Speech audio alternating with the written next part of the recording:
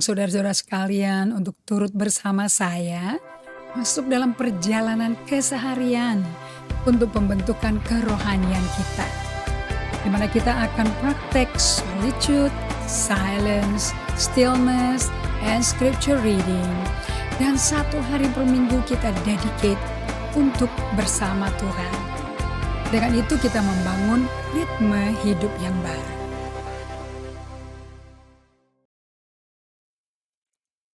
Shalom semuanya teman-teman, pembelajar kitab kehidupan kita, Bible study kita hari ini. Apa kabar semuanya? Happy weekend.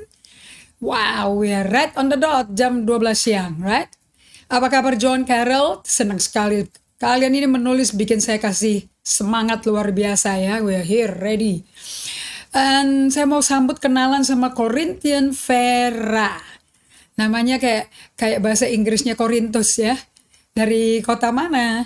Mulai kenalan ya. And Sari, siapa tadi? Ada Sari. Thank you for joining, Sari Airnastiti. And apa kabar John Carol? Bagaimana Jayapura? Bagaimana terlibat nonton nggak PON di Jayapura? Kalau nggak salah Papua menang ya sepak bola ya.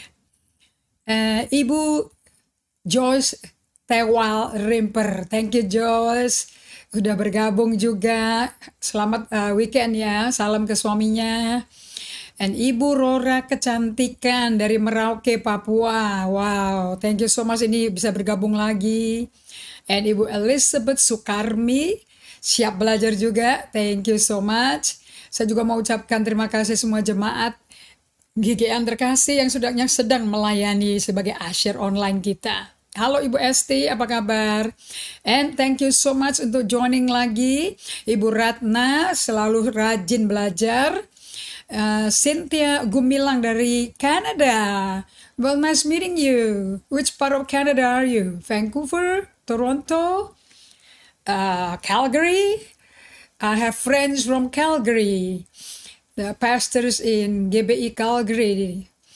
And thank you so much Ibu Dina Katarina dari Tomohon. Apa kabar? Acin Anggo, selamat siang juga. Dan siap belajar juga ya. Bella, apa kabar? Salam sama Lucas. Udah bisa ngomong nih ya, udah bisa diajak ngobrol kali ya. Thank you Widi untuk melayani. Pak Ludiman, apa kabar? Horas. Temennya hadir nggak Pak Martin? Salam ke Ibu dong, Pak Ludiman. And Cynthia Gumilang. Oh tadi sudah ya. Halo, apa kabar Denpasar, Ibu Lu Utari. Thank you Ibu Judit Menalu. Saya berdoa Ibu Judit ada catatan ya. Karena kertas nggak pernah lupa, kitanya sih pelupa. Sylvie Yuanita.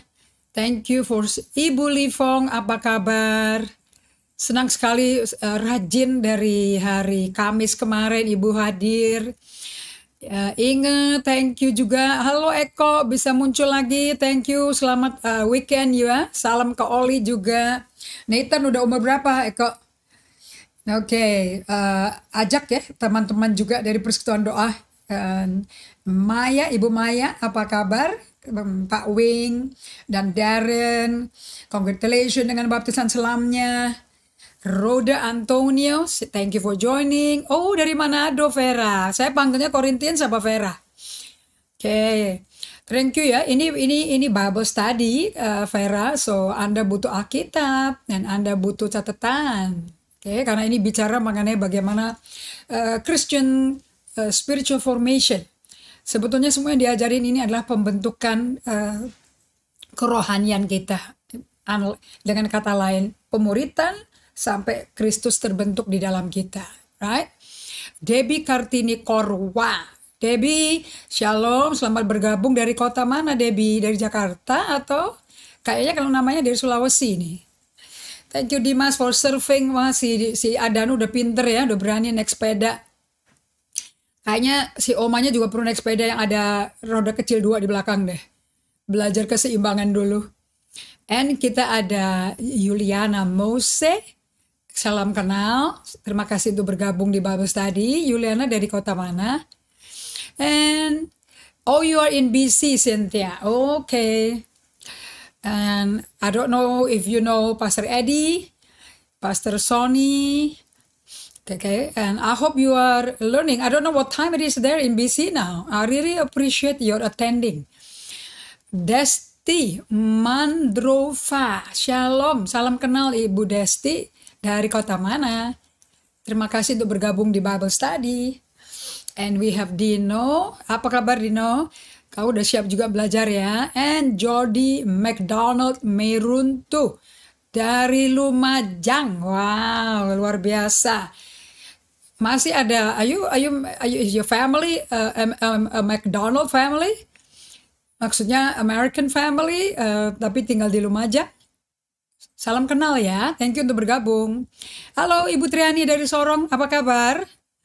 Kalau ketemu Ibu Helena, kirim salam ya. And we have Royke sama Sumarau, apa kabar Royke? And now we have Kakak Poppy. Salam kenal Kakak Poppy, dari kota mana Kakak Poppy? Dan teman saya Betty, thank you, I really appreciate your attendance. Ajak Ragini dong. Okay, and thank you Jessica for working late and working early in the morning. Kita juga ada Joanna Ratna, apa kabar dari Jakarta ya? And Ratna Lihawa dari Manado. Thank you for joining. Terima kasih untuk mau belajar bersama-sama supaya Roh Kudus bisa bermitra, berjalan bersama Anda semua membentuk kita. Nathan 19 tahun, Eko. Wah, kamu bapak dari teenager.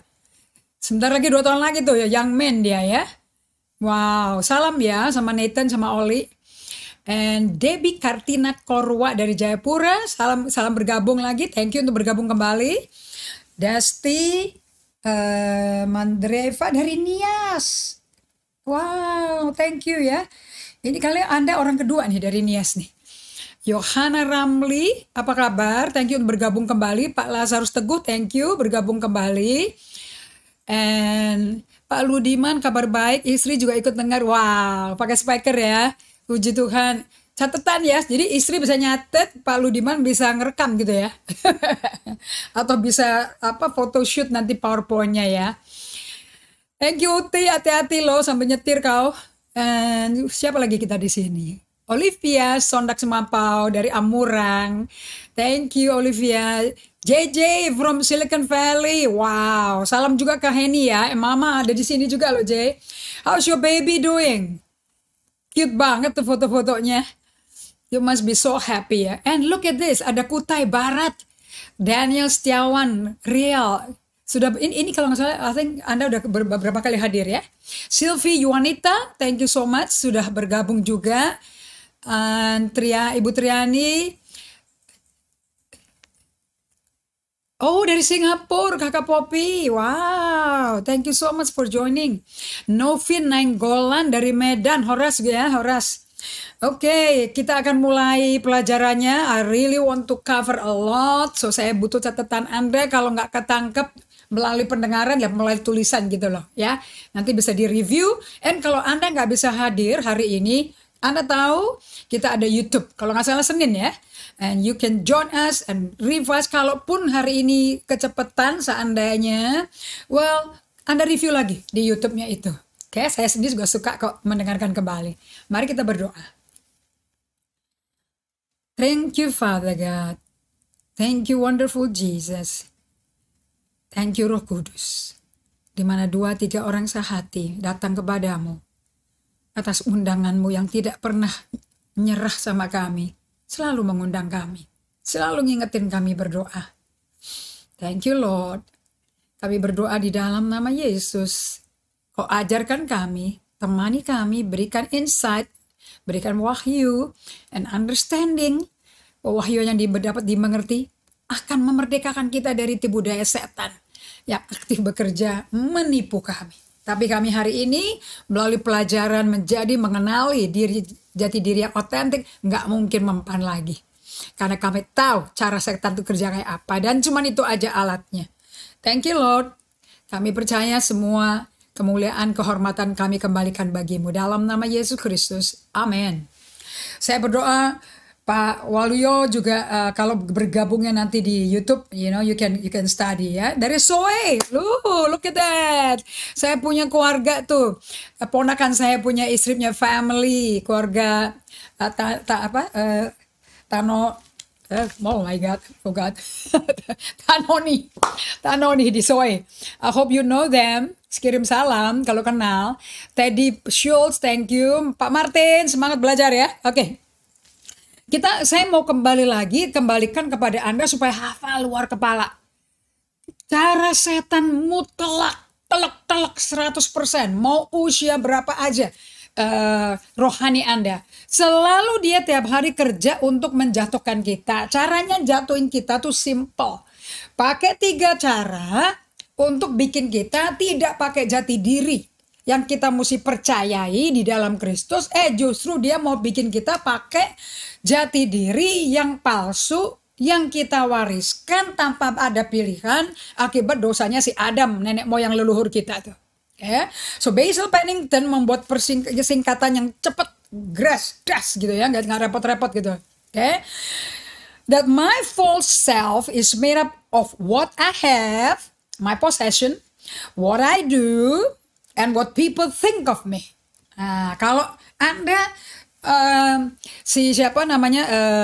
di dalam catatan saya kemarin dikatakan bahwa Anda tuh mau tahu nggak Anda itu lagi digoda setan apa enggak? Gampang. Basil Pennington ini punya rumus, udah potret ya. Pak Ludiman potret, Pak Martin potret. Nah, bagiin nanti di khotbah hari Minggu. Saya akan sangat terhormat sekali, supaya jemaat kita dan kita sendiri mulai dari gembalanya dulu.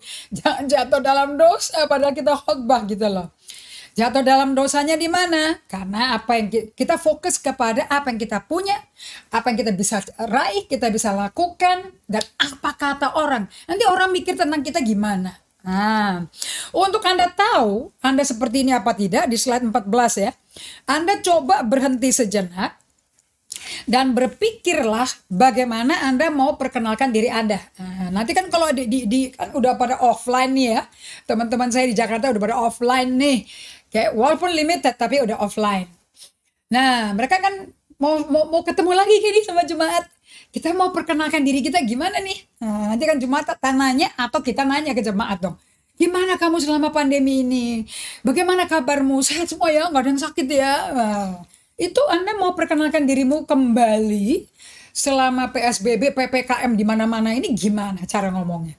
Oh, sehat, shalom Elohim, Jehovah Rafa, Tuhan kita nyelamatin kita. Wah, iman kita tabah, men. Anda jawab itu tujuannya mau apa? Anda tunjukin bahwa Anda punya iman hebat, bahwa Anda itu bisa menaklukkan dengan Kristus si COVID virus ini, supaya Anda bisa dipikir sama gembala Anda, wah ini jemaatku dahsyat. Atau bisa juga gembalanya. Nah, ini kita tuh mesti Amsal 4 ayat 23. Jaga hatimu dengan segala waspada. Dengerin baik-baik ya Bapak Ibu. Suara hati kita adalah emosi kita. So kalau Anda nggak pernah dengerin emosi Anda, waktu lagi dengar khotbah ini juga ya, pengajaran ini, Anda dengerin emosimu deh. Gak ada gejolak nggak? Ada rasa nggak enak nggak? Ada rasa happy, ada rasa sedih, ada rasa dek gitu. Nah itu Anda mesti dengerin. Karena itulah bagaimana kondisi hati Anda saat ini. Apakah Anda pakai manusia lama atau manusia baru? Jangan peduli emosinya orang kayak apa. Peduliin kita punya sendiri. Because emotion is the voice of our heart. Bagaimana cara Anda mau perkenalkan diri Anda? Itu berbicara keras tentang bagaimana diri Anda mau dipandang orang. Kapan aja saya mengundang orang-orang untuk datang melihat diri saya dari segi apa yang saya punya, apa yang saya bisa lakukan, apa yang saya bisa kerjakan. Wow, saya sedang hidupi manusia palsu saya.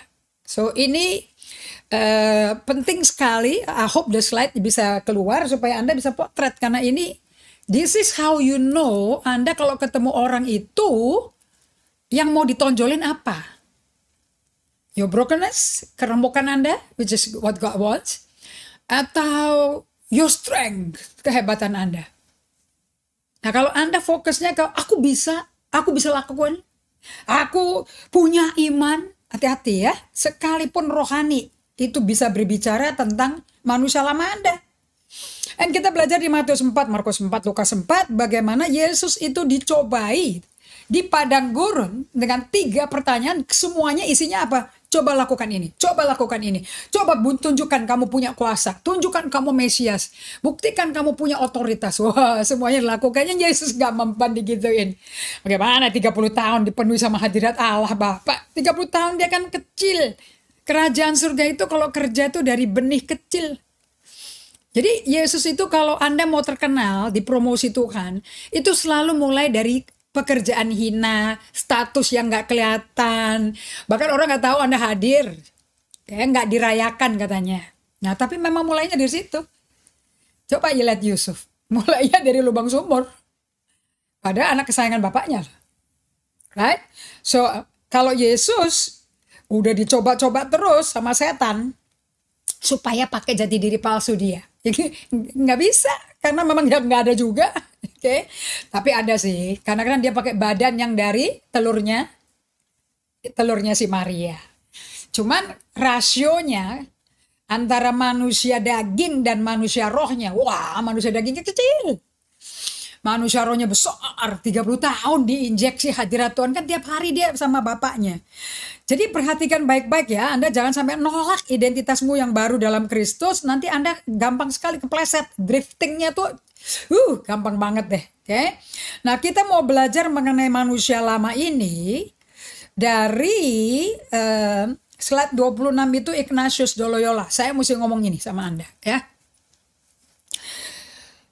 Anda kalau Peter Scarsero ngomong gini, Ignatius de Loyola itu pengajarannya stood the test, berhasil diuji coba selama 500 tahun sampai hari ini. Ampuh. Terbukti benar. Dan dia ngajarin mengenai consolation, desolation, mengerti emosimu waktu lagi berduka, waktu lagi sedih, waktu lagi bersuka cita, and you need to identify that. Kalau enggak, Anda nggak kenal diri Anda. Nah, Ignatius of Loyola mengatakan begini, dosa itu ujung-ujungnya menolak percaya bahwa kehendak Allah sebetulnya adalah demi sukacita kita dan demi kita hidupnya tuh penuh, dipenuhi dengan Allah. Dipuaskan dengan Allah for joy and for the fulfillment of self. Diri kita tuh supaya puas, supaya penuh dengan Allah. Dan supaya sukacita. Nah, artinya apa? Kalau sampai Anda nggak percaya Allah tuh mementingkan sukacita Anda dan kepenuhanmu, Anda akan ambil alih kehidupanmu, dan Anda akan cari sendiri sukacita, bikin sendiri apa yang memuaskan Anda, dan lupakan Tuhan. That means you cannot trust God's will. Jadi Anda selalu akan bergumul untuk mentaati kehendak Allah. Susah untuk surrender. Anda nggak bisa berserah sama Tuhan. Kenapa? Anda nggak percaya kok bahwa Tuhan, apalagi kalau sedang mengalami pencobaan, penderitaan ya, kayak si Yusuf. Dibuang ke lubang sumur, yang nggak ada air, itu kan mati pelan-pelan sebetulnya itu. Kemudian dia dengar kakaknya dialog, Yehuda sama si Ruben, buat apa dibunuh, rugi. Ya udah dikeluarin, si Yehuda bilang kita jual aja. Jadi dapat duit. Kemudian dijual, nggak taunya yang beli si Potifar, tangan kanannya daripada Firaun. Ya langkah orang benar itu biar lewat tempat yang nggak enak. Tapi kan Tuhan yang kirim Yusuf ke situ. Mazmur 105 ngomong itu. Itu sistem kerajaan surga. Nggak pernah gede-gedean. Kalau Tuhan mau mempersiapkan orang jadi pemimpin hebat, nggak pernah pakai cara sensasional. Cepat, kilat, langsung terkenal. Hebatnya tuh kelihatan. Nggak pernah. Bahkan 13 tahun nggak dikenal orang si Yusuf. Daud sama. Dari di belakang padang gurun sampai ketemu Goliat berapa tahun tuh? Sampai dia di Hebron, diangkat sama rakyat, sampai menjadi di Yerusalem, jadi raja Israel, nunggunya berapa tahun? 16-17 tahun. Dan setiap hari kerjanya mau dibunuh, assassination. John F. Kennedy di-assassinate sekali mati, men. Ini anak kecil 6 kali mau dibunuh sama raja pertama Israel. Nah, you tell me, bahwa orang kalau mau besar di kerajaan surga, mulainya cepet gede terkenal, atau memang lama sekali dan gak tahu Tuhan tuh di mana sih sebetulnya, Sehingga membuat Anda tuh sebetulnya kalau normal hidupnya, saya belajar dari Dan Allender and Tremper Longman III yang menulis buku The Cry of the Soul. Saya lagi dengerin dia yang saya nangis dengerin kesaksiannya si Dan Allender. Mereka tuh berteman 50 tahun loh.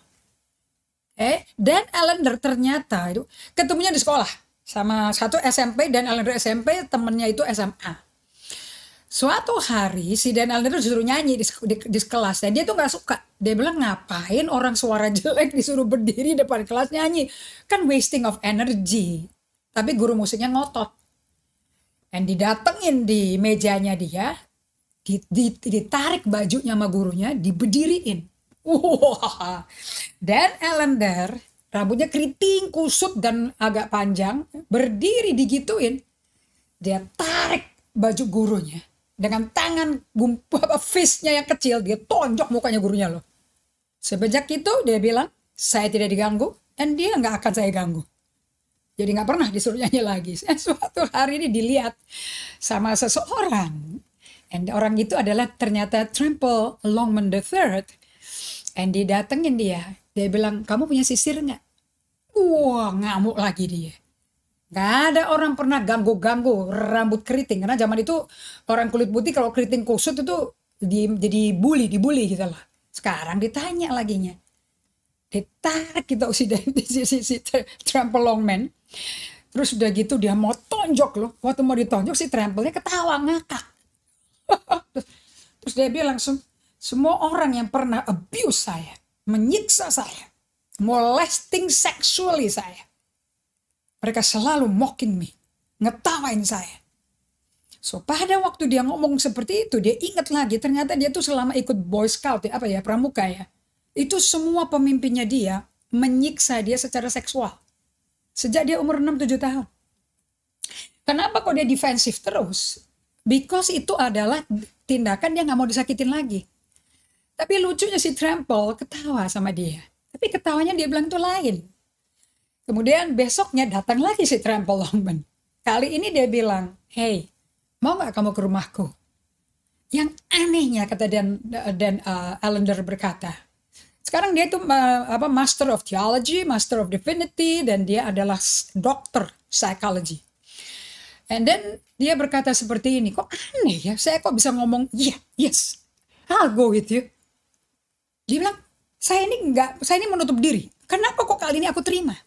Dan pada waktu dia masuk ke rumahnya si Tremper Longman III, dia tadinya ketawain gitu, namanya apa? The Third? Emangnya ada kedua dan ketiga pertama? Siapa tuh namanya? Nama lu juga dua bagian gitu ya. Tremper Longman, kita dua orang berbeda ini, digabung-gabung gitu ya. Dia baik diguyonin lah. Dan tetap ketawa si Tremper Longman-nya itu. Ternyata ini anak Tuhan, keluarga yang sangat cinta Tuhan. Dan si Dan Allender diadopsi jadi anak mereka juga. Jadi punya keluarga yang meaningful. Tidak pernah diketawain, tidak pernah dikolok-olok, gak pernah dicemooh. Tapi dia ngalami terus hujan kasih. Dan satu hari dia berkata, di dalam perjalanan siapapun susahnya kayak apa, kamu akan ketemu seseorang yang mewakilkan kasih Allah. Dan sejak itu dia jatuh cinta dengan Mazmur 139. And that's how he began, dia punya ministry. Di Seattle, Allender Ministry, sebagai seorang psikolog yang mengatakan bahwa kalau orang mengalami KDRT, sexual abuse, sekarang dia masuk dengan putrinya dan istrinya melayani girls yang dijual melalui human trafficking. Dan kalau sampai ada orang mengalami seperti saya, kalau ada orang Kristen mengatakan, sudah, Tuhan toh kamu udah lahir baru, Tuhan udah ampuni kamu, dosamu udah dihapus, kamu udah putih kayak salju. Lupakan itu. Itu will do more harm daripada menyembuhkan. Karena itu mengajarkan orang untuk denial. Tidak ada pengalaman itu bisa di-forget. That's real stuff, man. So, dia berkata, kalau Anda akan menderita di masa kecilnya, nah manusia lamanya itu di mana Ibu Indri? Nutup-nutupin. There's nothing like nothing ever happen. And you proving bahwa kamu tuh anak Tuhan, kamu jadi hamba Tuhan, bahkan supaya nunjukin Yesus menyembuhkan. And I'm strong in the Lord. Dengan pelayanan ini gak ada orang yang ganggu dia lagi. So itu namanya cover up, kayak cawat, kayak Adam bikin cawat. Untuk nutupin kekosongan di dirinya, kegagalan dia. Kan Adam kosong, gak punya Allah setelah berdosa. Yang ada kan setan. Betul? So, upaya manusia menutupi jati diri yang gak utuh lagi, itu cawat. And that is your false man. Itu manusia daging kita. We always want to prove. Kita mau perform, mau prove that we can do, we can have, and orang berpikir baik mengenai kamu. So hati-hati, 3 kunci ini. So si Dan Allender berkata seperti ini. Kalau kita nggak pernah mau mengunjungi, kalau Petrus Kasiro berkata going back to move forward, itu bab 5 EHS ya. Going back to move forward. Anda mesti punya buku ini, right? Now, if you don't go back, you don't face the truth about you. How can you experience? Bagaimana kau bisa mengalami kasih Allah yang sempurna?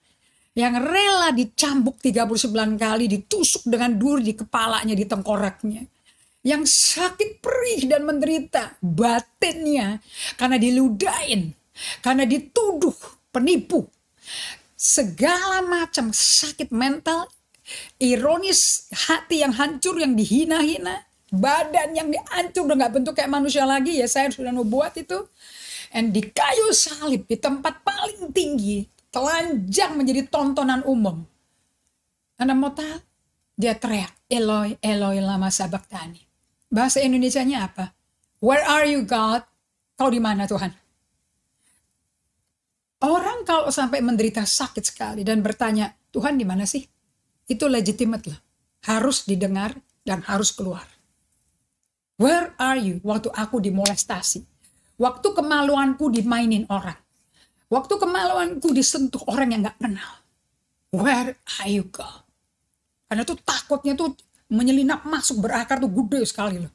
Dan itu dibawa puluhan tahun sampai kawin, sampai mati. Dan jadi Kristen yang penuh dengan ketakutan, kepahitan, dan sinis. Dan orang gak tahu kenapa. Sampai ada pengajaran dari Joyce Meyer berkata, how to love the unlovable. Bagaimana mencintai yang tidak bisa dicintai. And why are the people unlovable? Because they were not loved. Dan melalui kekristenan atau melalui lahir baru, tergantung bagaimana dia terima Yesusnya. Dia nggak alami. Efek dia mesti tutupin semua. Bahkan konselornya ngajarin, udah lupakan yang lama. Karena kau manusia baru, yang lama telah berlalu. Sesungguhnya baru sudah datang. But that's not the way. 2 Korintus 5:17 tidak instan. It's a progressive spiritual journey. Makanya sebutnya spiritual journey. Dan banyak orang gak setuju loh bahwa kekristenan itu spiritual journey. But I do agree. Because I went through a journey. Untuk bisa hari ini bisa ngajar seperti ini. Okay? Jadi kenapa kok namanya spiritual journey? Because you're learning to walk with God. Anda belajar bergaul sama Tuhan, jalan sama Tuhan. Wow, visiting genogram Anda. Lepas dan lihat perilaku-perilaku dosa, semua perbuatan yang najis, yang keji, yang kejam, yang diturunkan dari nenek moyang generasi keempat. Maybe ada orang tuanya, opa kita yang pembunuh. We don't know, you know. Atau biasa abortus. Yeah. But we are too embarrassed to tell people. So counselor mesti bisa membawa orang ke situ dan tidak diomongin confidential. To protect. The Holy Spirit bekerja di dalam dia. Supaya dia aman. Nah, jadi kalau sampai orang berkata, where was God? Is a legitimate cry of the soul. Itu adalah jeritan tangisan jiwa yang untuk mengerti apa artinya to trust God. Nah, itu cara belajar, orang belajar pertama kali. How to trust God. How to surrender. Bagaimana berserah. Surrender sama trust God itu sama. Oke, berjalan sama Tuhan dari latar belakang yang menyakitkan kayak Yusuf, kayak Daud. You know, it takes a process of day by day. Nah, kalau Anda mau lihat day by day prosesnya si Daud, ya baca Mazmur. 150 pasal, 2/3 Mazmur Daud. 100% lamentation, ratapan. That's how dia punya soul dari masa lampau yang kesakitan. Dibawa Tuhan. Karena itu kan fresh kan. Dia mau dibunuh Saul itu kan telak-telak up to date. Di masa dia dalam perjalanan menuju menjadi raja. Okay? So pertanyaan bahwa God where are you itu nggak boleh disingkirin, nggak boleh dihindarin. Kalau God is trustworthy, He can be trusted without our effort to distort or deny the past. Kalau betul-betul Allah itu dapat dipercaya, jangan didistorsi dong masa lampaumu, jangan disangkali, jangan pura-pura nggak terjadi. Yes, it happened. Okay? I really like the book. Namanya bukunya dia ini I just downloaded juga. He wrote book juga sama satu ibu, The Wounded Heart and the Redeemed Heart. I think you should very gentle. You know, dia di abuse sexually dalam usia 6-7 tahun, you know, oleh laki-laki yang mestinya pelindung dia. Saya bersyukur dia betul-betul kayak gembala. You know, he's a Christian counselor, Christian psychologist yang aplikasi firman untuk kesembuhan dari pasiennya. Bukan hanya Kristen didoain, bukan. I mean, really go through it. And this is what he said. Kalau kita mau mengunjungi masa lampau kita, kamu nanti ikuti ngalami perjalanan bersama Yesus waktu Yesus berjalan menuju ke Golgota sampai digantung di kayu salib. Penderitaan apa aja yang dia lewatin, nanti kamu ngalami. Waktu dia bergumul sama cawan itu, waktu dia teriak mau mati rasanya, waktu dia tetesan darah, you will go through that process. Dan nanti Anda bisa berkata, itu penderitaan, itu sakitnya, itu siksaannya for me. Baru Anda bisa berkata, I'm free indeed. Nah, kalau Anda nggak pernah melalui proses ini, you cannot be free. So Anda kalau punya buku ini, everybody, so you can open halaman 89. And di situ ada kutipan dari The Cry of the Soul, very good book dari Dan Allender and Tremper Longman III. Yang meringkas alasan mengapa kepekaan terhadap perasaan-perasaan kita sangat penting. Mengabaikan emosi-emosi kita sama dengan berpaling dari kenyataan. Because yang bikin kamu menjadi manusia serupa gambar rupa Allah, ya emosi ini. Waktu Allah jadi manusia juga keluarin emosinya. Mendengarkan emosi-emosi kita bisa mengarahkan kita kepada kenyataan. Dan kenyataan adalah tempat kita bertemu Tuhan. Do you want to meet God? Bukan altar call, man, kuncinya. Go through Yogyakarta and meet God there. And counselornya akan menemani Anda. So, saya akan bawa Anda kepada Saul. Kita lanjutin yang Saul. Bahwa orang yang emosinya nggak sehat, ya rohaninya nggak dewasa. Nah, kita mau belajar dari karakter yang ada di Alkitab namanya Saul.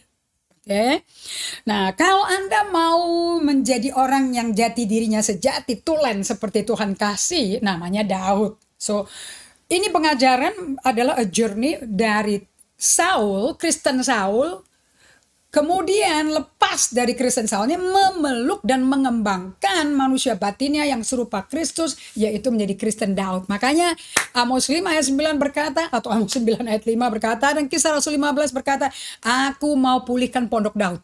Of course dong. Because he wants to have a people yang hatinya berkenan pada Allah. Bukan the fake one. Right? Nah, di permukaan, Saul tampaknya seperti melayani Tuhan, betul? Berdoa, menerima pesan profetik dari si Samuel, pergi ke tempat ibadah, ke gereja, melakukan beberapa kehendak Allah. Karena Anda potret ya, beberapa kehendak Allah. Part obedience. Di bagian bawah gunung esnya, Saul kita lihat mengandalkan dependent 100% ketergantungan pada approval orang. Praising dari people. Dukungan orang, pujian orang. Bahkan waktu dia bertobat, dia takut hilang kedukungan orang. Nah, so here, Anda mesti pegang Alkitab hari ini, buka di 1 Samuel 15 ayat 7 sampai ayat 24. Nanti di akhirnya dari pengajaran ini kita akan tunjukkan bukunya, judulnya apa saja. So Pak Josidin Amir tidak ketinggalan. Nah, di dalam 1 Samuel 15 ayat 7 sampai 24 Anda akan ketemu yang namanya manusia. Kalau bahasa Inggrisnya munafik, itu adalah playing actor atau hypocrite. Which is a playing actor. Dalam cerita itu di 1 Samuel 15 Anda akan bertemu dengan raja pertama Israel pernah punya raja. Sebelumnya nggak ada. Sebenarnya Allah sendiri yang jadi raja. And Samuel adalah nabi Allah yang menjadi hakim-hakim saat itu yang datang kepada Saul untuk membawa pesannya Allah. Dalam pesannya tersebut Allah berkata Saul harus memusnahkan suku Amalek. Anda bisa buka di kitab Ulangan 17. Anda kalau baca kitab Ulangan again and again, Anda ngerti kenapa kok ada perintah-perintah seperti itu. Jadi jangan baca buku, Allahnya Israel kejam ya bunuh orang ya. Anda mesti tahu sejarahnya. Kenapa nggak boleh kawin campur? Kenapa nggak boleh berjinah? Kenapa nggak boleh ada mixed marriage? Oh jelas. Kitab Ulangan itu menulis ulang riwayat. Kenapa Israel jadi bangsanya Allah, rakyatnya Allah. So kalau nggak tahu kenapanya dan gimananya ya terus aja cerita berikutnya berantakan semua. So jangan main asumsi ya. Go by book gitu ya. Nah, si Saul ini ternyata Amalek itu jahat sekali. Dia tuh disuruh kasih air minum nggak mau. Malah orang-orang Israel yang keluar dari Mesir itu yang capek-capek, yang tua-tua kan 430 tahun digebukin terus. Yang lama-lama, yang muda-muda, yang masih baby-baby, yang masih menyusui, yang hamil-hamil, masa dibunuh habis. Bukannya dikasih air, dibunuh. Dan bagian belakang barisan itu loh. So it's very cruel. Jadi Saul menerima pesan itu. Dan bukannya dia mentaati semuanya, dia nyerah dengan maunya rakyat. Dan rakyatnya siapa? Ya tentaranya dia. Yang milih dia. Oke. Dan akibatnya dia cuma melakukan sebagian dari apa yang Tuhan suruh. Nah, kita lihat di ayat 7. Lalu Saul memukul kalah orang Amalek, mulai dari Havilah sampai ke Syur ke sebelah timur Mesir. Agag, raja orang Amalek, ditangkapnya hidup-hidup. Padahal semuanya mesti mati. Nggak hewan, nggak manusianya mesti mati. Tetapi segenap rakyatnya ditumpasnya dengan mata pedang. Tapi segenap rakyat yang kayak apa yang dimatiin? Mereka pilah-pilah sendiri. Tapi Saul dan rakyat itu menyelamatkan si Agag. Siapa yang suruh ya? Dan kambing domba dan lembu-lembu yang terbaik dan tambun. Pula anak domba dari segala yang berharga. Di mata mereka berharga. Di mata Tuhan beda kan? So pandangan Allah sama si Saul sama rakyat beda. Tidak mau mereka menumpas semuanya. So they playing God, Mereka jadi mainan Allah sendiri. Tetapi segala hewan yang, dengerin, nggak berharga, yang buruk, itu ditumpas. You know what they're doing? They mind reading God loh. Dia baca pikiran Allah tuh oke-oke aja kalau kayak begini. Padahal Allah mikirnya sama mereka beda loh. You know what mind reading is? Asumsi. Yang penting kan kita juga ibadah kan? Kan kita mau kasih persembahan sama Tuhan. Karena kita udah menang.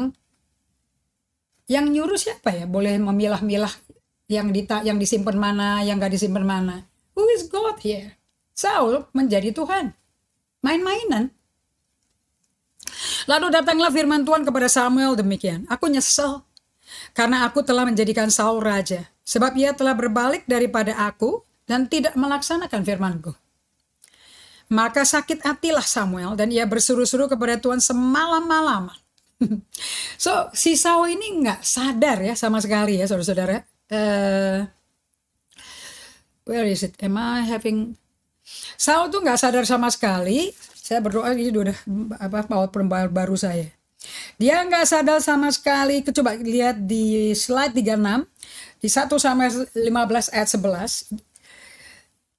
Oh, I'm sorry. Mundur dulu. Saul itu tidak menyadari, kita go to slide 34.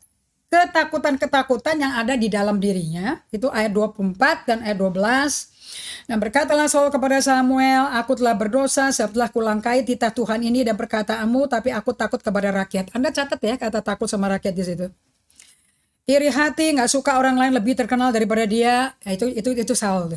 6 kali mau bunuh si Daud, itu Saul. Nanti Anda baca juga ya. Ini saya jam dulu. Saya mau kasih pertanyaan ke Anda di slide 37.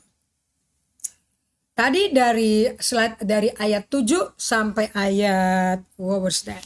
7 sampai ayat 11 ya. Allah kan nyesel ya, Samuel tuh nangis sehari-harian. Coba saya mau tes Anda ini ngerti nggak sih yang diajarin mengenai manusia lama? How do you identify the false man? Apa yang Anda perhatikan dari ayat 7 sampai 11 tentang responnya Allah dan Samuel terhadap kegagalan Saul mentaati Tuhan sepenuhnya?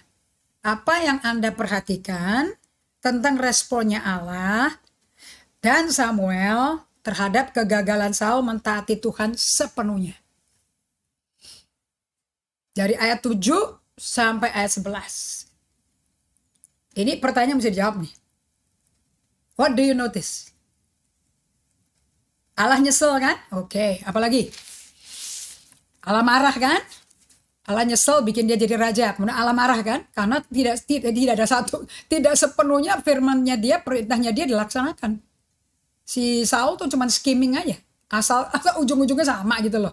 Nggak ada integrity of heart. Kayak Samuelnya ngapain? Nangis semalam-malaman, nggak tidur. Berduka loh. So, emosinya ya, yang Anda perhatikan emosinya ya. Nah, kemudian ayat 12-13 di slide 38. Lalu Samuel bangun pagi-pagi untuk bertemu dengan Saul. Tetapi diberitahukan kepada Samuel demikian. Oh, Saul telah ke Karmel tadi. Dan telah didirikannya baginya suatu tanda peringatan. Kemudian ia balik dan mengambil jurusan ke Gilgal. Ayat 13. Ketika Samuel sampai kepada Saul, berkatalah Saul kepadanya, diberkatilah kiranya engkau oleh Tuhan. Aku telah melaksanakan firman Tuhan. Wow. Coba perhatikan. Saya pakai bahasa Inggris ya. Dari Amplified Classic. When Samuel rose early to meet Saul, early he rose, pagi-pagi banget, masih baru fajar menyingsing. In the morning, he was told Saul came to Carmel, and behold, he set up for himself a monumental or trophy of his victory. Dia bangun buat dirinya monumen kemenangan, trofi kemenangan buat dirinya sendiri, and passed on and went down to Gilgal. 13. And Samuel came to Saul, and Saul said to him, blessed are you of the Lord. I have performed what the Lord ordered. Saya tulis pakai merah loh. Saul is a liar. Penipu besar loh dia. Anda lihat di sini. What is the difference antara Allah dan Samuel dibandingin si Saul? Coba pertanyaannya lihat, baca tuh. Bagaimana respon Saul di ayat 12-13 berbeda dari responnya Allah dan Nabi Samuel? Beda nggak? Dia nggak sadar sama sekali loh bahwa dia tuh gagal. Tidak melakukan apa kata Tuhan. Nggak sadar. Bahkan bikin patung kemenangan untuk merayakan dirinya. Bikin trofi. Supaya dia dipuja. Karena dia butuh tuh pujian tuh. Sebetulnya ada apa yang salah ya di bawah gunung es emosinya si Saul? Jadi pas kelar perang, Agag kan dibiarin hidup tuh. Jadi buat dia kan keren kan. Lihat dong rajanya, gue pegang nih, gue pajang, gue arak dia. Buktikan gue hebat kan. Lihat kita bisa persembahkan persembahan yang paling the best of the best. Kayak Anda kasih persembahan ke gereja yang the best of the best. Tapi Anda yang lain gak taat. You can obey one thing but you don't obey the rest. You just fail. Nah, apa yang Anda lihat di situ? Lihat di ayat 24 ya, 1-15 ayat 24 di next slide-nya. And Saul said to Samuel, I have sinned, for I have transgressed the commandment of the Lord and your words. Ini ayat 24 ya, nanti kita mesti mundur ke 23-nya nih. Because I fear the people and obeyed their voice. Saya mau pakai Amplified Classic karena dia spesifik. Aku takut orang dan aku taati suara mereka. Di bahasa Indonesianya, di slide berikutnya, berkatalah Saul kepada Samuel, aku telah berdosa sebab telah kulangkai titah Tuhan dan perkataannya. Tapi aku takut kepada rakyat. Nanti kita cari ya, kenapa dia ngomong begitu. Kenapa dia ngomong aku telah berdosa. Karena itu aku mengabulkan permintaan mereka. Ini tidak karena penginsafan Roh Kudus ini. Ini karena takut ditolak orang. Takut gak dapat dukungan orang. So supaya kelihatan rohani, he did it. Maka sekarang, ampunilah kiranya dosaku. Kembalilah bersama-sama dengan aku. Maka aku akan sujud menyembah kepada Tuhan. Ayat 30. Sekali lagi saya tambahin. Tapi kata Saul, aku telah berdosa. Berapa kali dia ngomong aku telah berdosa. Tapi tunjukkanlah juga hormatmu kepadaku sekarang di depan para tua-tua bangsaku. Ini orang butuh didapat acknowledgement dari rakyat gak ya? Dan di depan orang Israel. Samuel, kembali dong ke aku. Untuk nunjukin bahwa Allah di pihakku. Allah mendukung aku. Maka nanti aku sujud loh menyembah kepada Tuhan Allahmu. Aneh ya. Orang tuh kalau ngaku dosa kan ke Tuhan kan. Gak mungkin ke orang kan. Gak ada urusan sama orang. Orang itu hanya dipakai Tuhan untuk nyampein pesan Tuhan. Sisanya Anda dengan Tuhan. Kayak Daud ditegur Nabi Nathan. Oh bukan kamu yang akan bangun. Sorry. Ditegur Nabi Nathan karena dia menghamili Batsheba. Kan dia bohong. Dia bikin cerita yang rapihnya gak keruan. Sampai gak ketahuan almarhum suaminya Batsheba. Begitu rupa rapihnya. Itu manusia palsunya si Daud muncul. Oke. And then si Nathan berkata, ada orang kaya kedatangan tamu. Tapi malam-malam dia datangnya. Terus pas datang dia mau sajiin makanan kan. Si rajanya orang kaya ini minta satu-satunya domba. Satu aja domba si miskin. Jadi dombanya dia gak disentuh. Tapi domba si miskin diminta. Baru ngomong gitu Nathan. Langsung dihantam loh masih Daud. Kembalikan pada orang itu 4 kali lipat. Kejam orang itu. Langsung Nathan berkata, kamu orangnya. Bukannya kamu udah punya banyak istri. Kenapa kok istrinya satu orang ke tangan kananmu yang paling setia kok kamu ambil? Dan dia gak ada urusan sama Nathan. Dia gak kejar-kejar jubahnya Nathan sampai sobek. Dia langsung seminggu puasa. Karena udah tahu hukumannya anaknya mati. Dari hubungan gelap itu. Dan dia berkata, jangan anakku dong yang mati. Aku aja yang mati karena dosaku. Itu anak mati-mati kan enggak.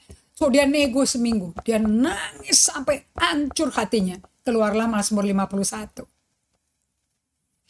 Itu Mazmur mesti dinyanyikan di gereja-gereja loh. Di seluruh dunia loh. Anda nyanyi gak Mazmur? Jangan nyanyi, jangan berbahasa roh dinyanyiin di mimbar, itu salah. Mazmur itu bukan menyanyi-nyanyi omonganmu kepada Tuhan. Bukan itu. Itu emosi yang menjerit. Emosi tertuduh, terinsafkan, emosi sukacita, kemenangan, sombong, itu keluar semua di situ.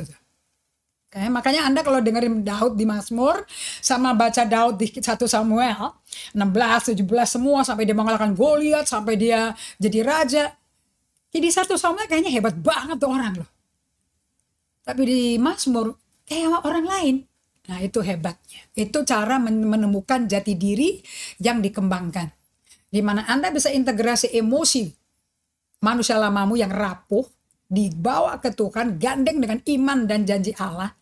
Anda menjadi manusia berintegritas di hadapan Allah. Dan menjadi orang yang memiliki hati berkenan pada Allah. Be yourself. Kalau memang gak kuat. Don't fear God. Dia Bapak kok. And you know, si Dan Allender ngomong kayak gini. You know what? Coba Anda baca Roma 8. Got to know God well. Kalau kita bongkar semua masa lampau kita. You know, you only meet God yang tidak pernah menghukum kamu. There is now no condemnation for those who are in Christ Jesus. For the law of the Spirit has set you free from the law of sin and death. Bahasa Inggris saya mesti pakai ya. Sekarang barang siapa dalam Kristus, Roma 8 ayat 1, Anda tidak lagi di bawah penghukuman. No condemnation, tidak ada didakwaan. Ini pernah berdosa loh, nanti dia salah lagi loh. Diungkit-ungkit terus loh. Siapa yang jadi Tuhan? Tidak ada lagi penghukuman. Karena hukum roh Allah telah menghidupkan dia. Dari hukum dosa dan maut. Dan ditutup di Roma 8 ditutup dengan apa? Ayat 31-36. Siapa yang bisa memisahkan kita dari kasih Allah? Kenapa kalau orang berdosa ketemu Yesus bisa bersaksi? Ada tuduhan dari Allahnya. Yang ada pembebasan. Ya orang merdeka, dimerdekakan. Of course dia bersyukur, dia memuji, dia meninggikan Allah, betapa baiknya Allah. Sama kalau Anda di TSK nih, tersangka nih di pengadilan. Udah ketok palu, muncul pembela Anda. Tidak tersalah. Kesalahannya ada di aku. Rasanya Anda mendengar hakim berkata, kamu bebas. Anda mau bersaksi enggak? Of course dong. Kan ditimpakan kepada pembelanya yang berkata, aku kok yang salah bukan dia. That's what Jesus did.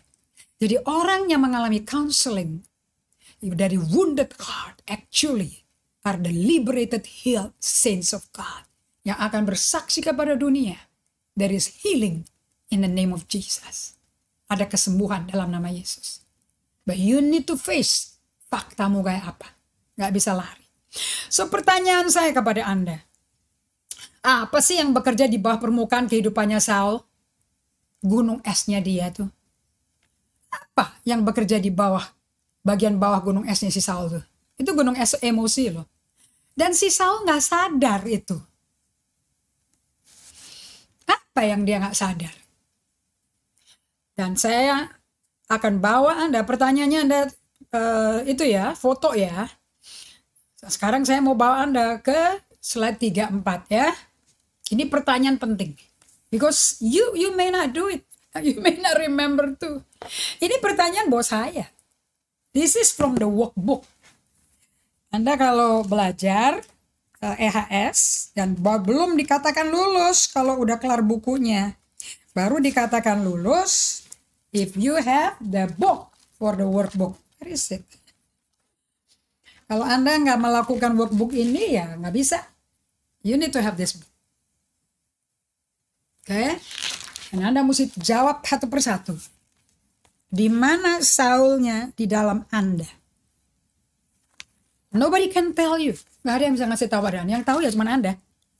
Kalau Anda baca pertanyaan di sini. Oke? So, kita balik ke slide 34.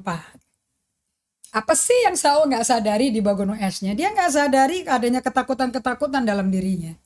He is driven by fear. Orang tuh kalau driven by fear itu banyak ngamuk. Saya takut nanti gini gimana? Nanti takut gini gimana? Nanti kalau takut gini gimana? Takut. Makanya kalau Anda biarkan emosimu penuh ketakutan, you will end up sinning. Karena jalanmu akan jalan berdosa. But if you walk by faith, Galatia 5 ayat 6, faith works by love. Iman bekerja dengan kasih.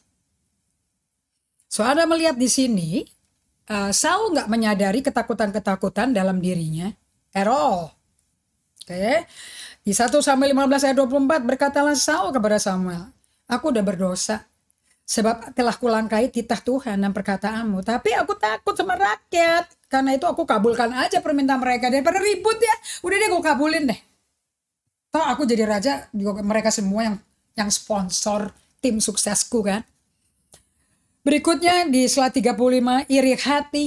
Wah itu di gunung ya. Ketakut. Iri hati. Nggak senang. Daud tuh lebih keren daripada dia. Ingat ya lagunya kan. Rakyat. Saul mengalahkan beribu-ribu, kalau si Daud kan berlaksa-laksa. Gue pikir itu dulu sop laksa loh. Ternyata laksa itu hanya berpuluh-puluh ribu gitu loh. Iri hati, gak suka orang lebih diterima, disayang. 6 kali mau bunuh Daud muda, itu baca ya, ayat 18-20. Nah realitanya adalah si Saul dangkal rohaninya. Betul gak saudara-saudara? Sangat shallow. Cetek banget rohaninya. Dia nggak memiliki kesadaran diri, no self-awareness. Karena dia ketawa-tawa, bikin monumen.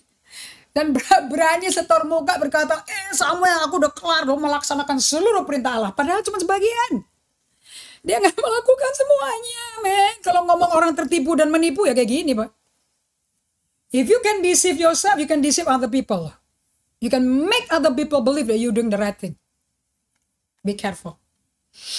Realitanya, si Raja Saul itu dangkal, rohaninya tidak memiliki kesadaran diri, no self-awareness. Kunci pertama kalau Anda mau sembuh, yang saya alami, I got my self-awareness, dan aku gak malu di hadapan Tuhan.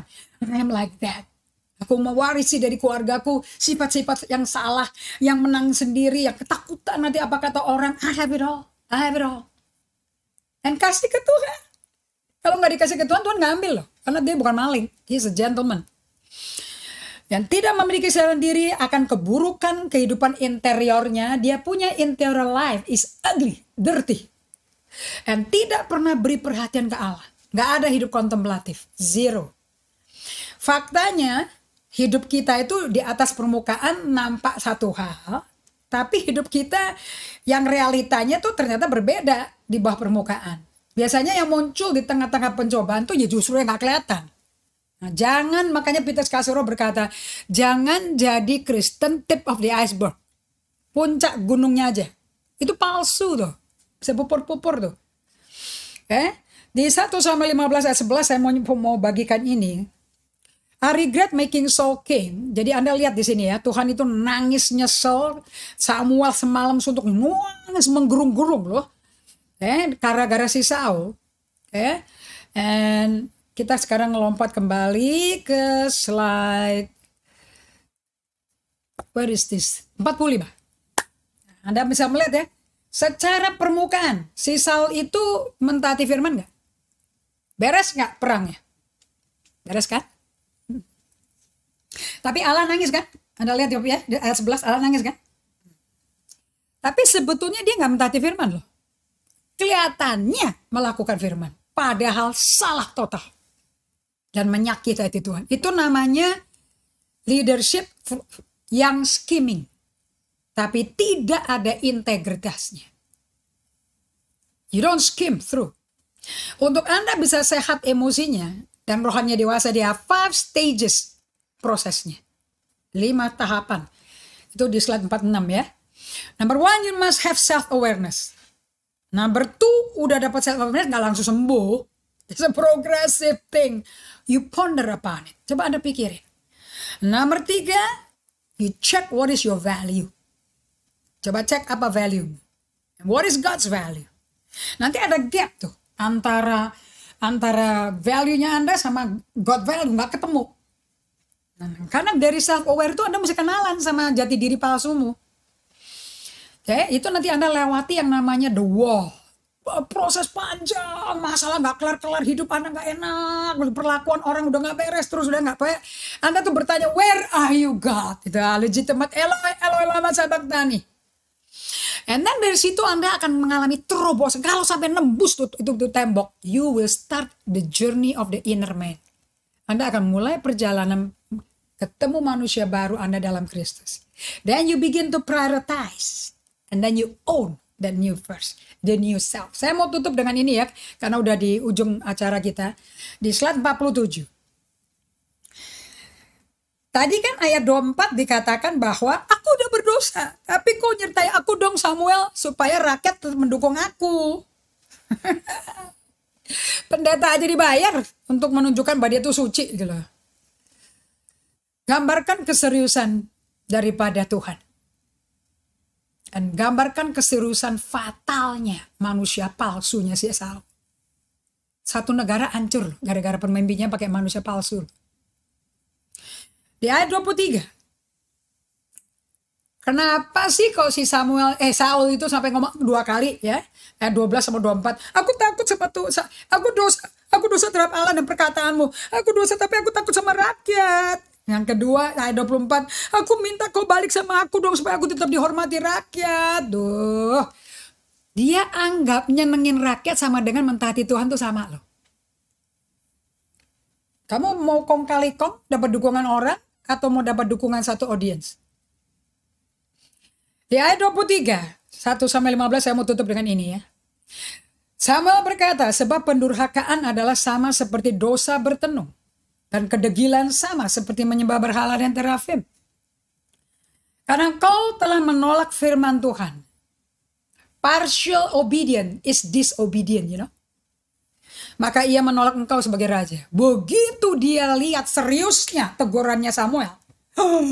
Aku ditolak sebagai raja oleh Allah loh. Baru dia ngomong, aku berdosa, aku berdosa. Ya saya mau tinggalin Anda dengan pertanyaan di slide 48. There's so many things ya yang Anda mesti foto. Lalu di mana udah foto belum? Langkah positif apa yang sebetulnya si Saul tuh dapat lakukan loh. Untuk menjadi sadar akan gunung esnya. Sehingga Saul bisa mendengar Tuhan dalam situasi yang dia sedang alami. Actually, what positive step si Saul bisa lakukan? Anybody can do a positive step. Pertanyaan berikutnya, slide 49. Supaya kita kalau ketemu kemis, kita jawab yang ini ya. Jadi Anda, ini Bible study. Jadi Anda nggak boleh dengerin khotbah. Anda mesti catat. Dan Anda mesti izinkan Roh Kudus ngomong ke Anda melalui ayat-ayat ini. It's not you reading the Bible read you. Pertanyaan berikutnya sebagai penutup, dalam kondisi bagaimana Anda dapat melihat diri Anda seperti Saul? Atau Anda belum bisa memahami keadaan Saul? Bukan saja Saul nggak sadar apa yang ada dalam gunung es dalam dirinya. Dia juga nggak pernah hidup. Cultivate kehidupan kontemplatif dengan Tuhan. Makanya nggak bisa sadar diri. So teman-teman, saya tinggalkan Anda dengan pertanyaan ini. And I hope to see you hari Kamis jam 5. Because saya sadar diri, saya tahu manusia palsuku. And I hate it. Tapi ini semua pertolongan Roh Kudus yang bikin saya bisa lepas sih. Sangkal diri pikul salib tiap hari. Kalau nggak Roh Kudus bantu ya nggak bisa. Ya, apapun kesadaran butuh Roh Kudus. So how are you everybody? Are you okay? Oke, kita doa ya. Bapa kami di surga, kami berterima kasih bahwa Kau mau menuntun kami step by step untuk kami bisa keluar dari Saulnya kami. Dan kami bisa kenakan manusia baru kami. Sesuai Efesus 4 ayat 22, 23, 24. Tanggalkan manusia lamamu. Biar rohmu dan pikiranmu dibaharui. Dan kenakan manusia baru di dalam Kristus. Yang sudah diciptakan sesuai kehendak Allah dan kekudusannya. Thank you Lord. Jadilah janjimu dalam setiap kami. Dalam nama Yesus. Amin. Oke everybody. Terima kasih semua untuk perhatiannya. Sampai hari Kamis jam 5. God bless you.